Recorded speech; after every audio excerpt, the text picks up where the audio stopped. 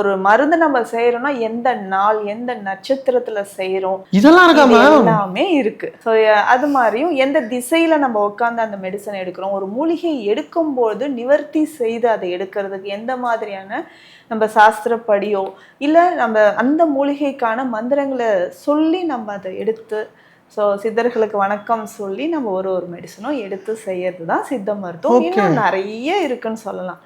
So இப்போ இன்னைக்கு நம்ம சொல்ல இந்த பிரபஞ்சத்துல இருக்கிற ஒவ்வொரு கோள்களை பற்றியுமே சித்தர்கள் நமக்கு சொல்லியிருக்காங்க. மருத்துவத்தையும் தாண்டி நிறைய அறிவியல் இருக்கு.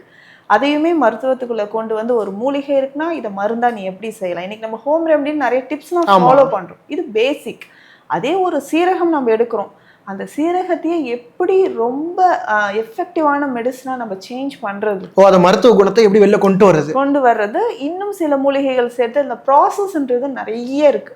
அது எல்லாமே சேர்த்து நார்மலா இருக்கிற ஒரு மூலிகையை எப்படி அது புற்றுநோய் செல்களை அழிக்கக்கூடிய வீரியமிக்க ஒரு மருந்தாக செய்வது அப்படின்றதெல்லாம் சித்தர்கள் சொல்லியிருக்காங்க. இவ்வளவும் இருக்கு, இன்னமும் இருக்குன்னு சொல்லலாம்.